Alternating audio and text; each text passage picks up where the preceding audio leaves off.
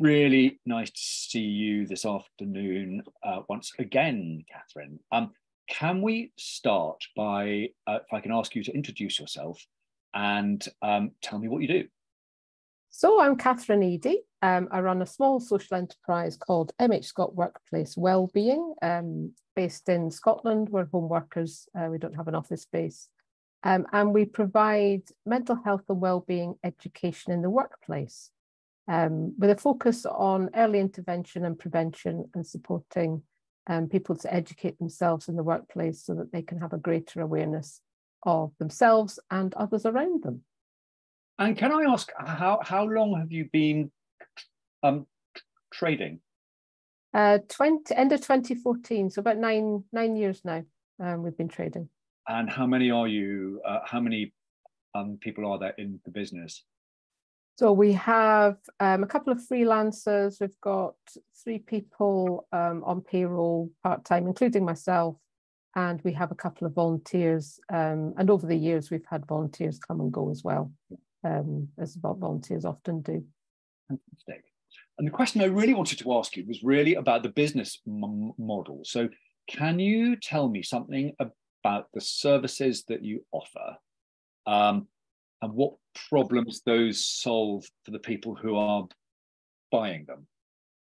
So when I set up the social enterprise originally and I think this is an interesting trading model, is that the people attending our courses are often not the people paying. It's the employers that are paying for their staff to attend. Right. So that in many ways is helpful, that the individuals attending are not paying for the courses. So we run a range of different courses, starting with groups from around up to 12 people for £1,200. Yeah. But we also offer one-to-one courses starting at around £200–250 per person for the individual. And they tend to be people that do pay themselves. Right. But they don't make up a large part of our income. Our income is generally the workplace, the employer purchasing a course from £1,200 upwards for up to 12 members of staff, which can also include volunteers as well. So what would some examples be of the courses that you offer? Our most popular courses by far are the mental health first aid courses.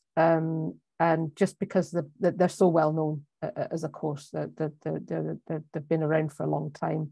And often the mental health first aid courses are a good starting point for employers and employees and other people that make up the workforce. So that tends to be the core part of our business. And from there, we then can explore what other things that sessions that people might need. And it tends to be tailored and bespoke sessions, but it generally comes from running a mental health first aid course. So in terms of that £1,200, is that for the course or is that per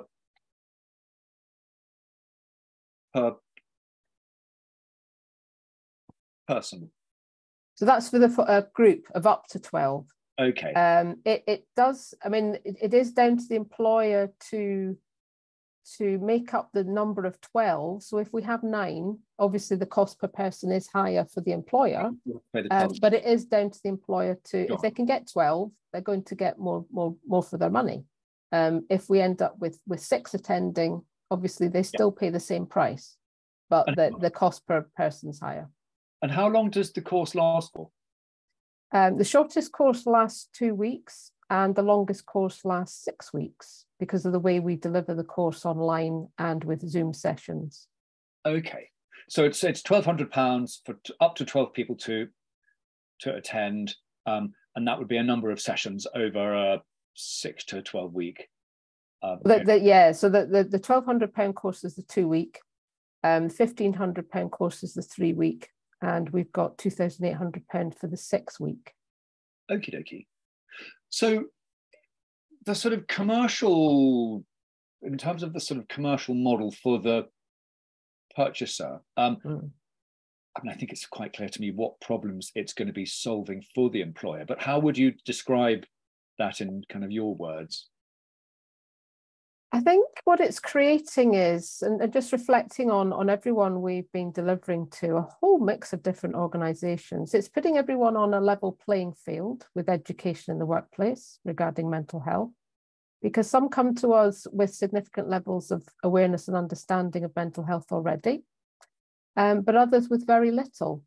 And if they're the same colleagues coming to us in the same group, it makes sure that they're all equally gaining that knowledge on an equal level, an equal platform. So it's raising the education of everyone.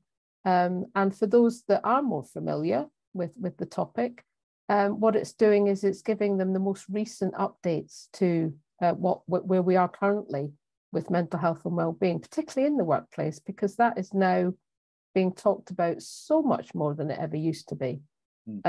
So we give people the latest trends, the latest updates, and the latest resources. So though they might come with some elements of knowledge already, I guess it's enhancing and refreshing for them. And for those with less knowledge, it's giving them a whole kind of bunch of education around mental health. So, and in terms of how much you charge for those courses, how did you sort of come to charge those sorts of numbers? Oh gosh, that was a process in itself. It's quite interesting looking back when starting. I mean, we must have charged for courses initially because it was just me, and I just left my job probably at £500 a course. Then it went up to kind of £850, and then I think pricing for all of us is really, really difficult.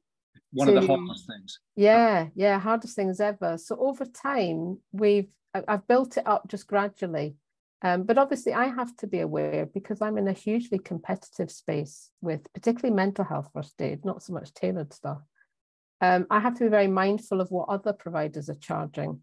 So I have to kind of get that balance right. And that can be challenging because we deliver mental health first aid in quite a different way to some of the other providers, but communicating that to the people booking, it doesn't, it's difficult to help them see that. So pricing's hard. Yeah, pricing can be a challenge. Really tough.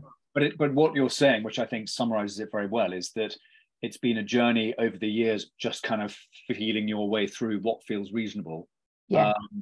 And the longer you trade, the braver you become. Yes, that's very true. Yeah. But also understanding who else is out there in the market and what they charge, and trying to fit in with that. Yeah, cool. yeah. I wanted to get on to growth, and whether are you looking to grow as an organisation? And if you are, what do you see as the sort of the barriers there? I think initially, early on, I had been looking to grow. I mean, obviously, I started my social enterprise in my 40s. And I think I probably had more energy and capacity to put into the organisation. And I wasn't thinking about growing any particular significant size. And we were using associates initially to plug in kind of any delivery I wasn't able to fit in, and that worked pretty well. And then we had a review with a social enterprise support organisation here in Scotland, and they suggested about employing people would maybe be better and cheaper and more manageable. So I had gone down that route of employing people, but what I've found is, particularly in training, workplace training, and it reminds me of the sector I've come from in the third sector. One of the first things that goes in budgets is training, and it's the last to come back. So what we've found is the difficulty with growth is, in some ways, our training is quite seasonal. And there's no exact pattern. Some people think Christmas and summer, you're going to be quiet. Christmas, yes, summer's been hugely variable. But if you're going to employ people and then you have a few months where there's no work, really tough. It's very, very difficult to then pay them. So decided not to grow to any significant size and reverted back to the associate model instead, because I think it's much more manageable for us with the huge variation month by month in training. That's a really interesting point about seasonality. Thinking about growth in terms of sadly, there is a need out there in the market, if you can call it that, for mental health training, and then sort of in an ideal world, you'd want to be offering more and more of it, and helping more and more companies do that. But as you say, if there's a kind of a structural issue with seasonality and just not being able to employ.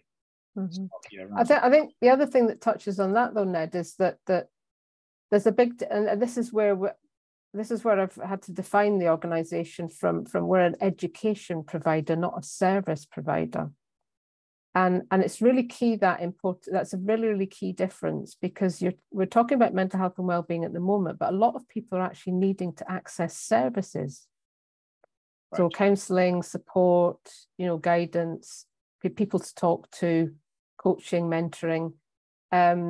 Education is absolutely key to that, but they are two separate things. So the mental health landscape, some people think that education and support is one and the same, but they're not. Education is quite different to the support that people currently need for their mental health. And that's where education can be a bit more variable, because at the moment, we are seeing that a lot of people struggling in the workplace. And is it education they need? Well, actually, probably not. It's actually more, they need to be seeking services. Interesting thought occurs to me there about a potential referral model for you, and perhaps we should have that one off camera. But I'm just wondering about, I would guess that you are able to refer organizations that need services into those providers that provide services, and whether those providers of services can refer you for education. That's a very interesting route to market. Yeah. Well, a big part of education in the people who finish the courses is the signposting. Yeah. That is a big part of their role, is providing the people they come across with who is out there, who can I help this person access something that they need. I wanted to move on to my next question was really about I wanted to ask you one thing that you're finding really sort of tough at the moment within the organization. I always think it's a kind of a humanizing question to ask. We can hammer on about successes and how wonderful we are, but the reality is that business is really tough, and I'd love it if you could share an example of something you're really struggling with at the moment. You're right.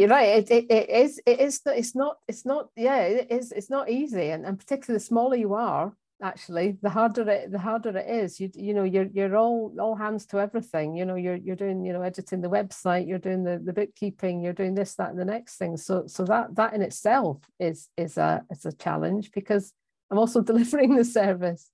So that's a challenge in itself. But the other challenge, I think, for where the space I'm in, since particularly more so since COVID, is certainly there are so many more people providing what we offer.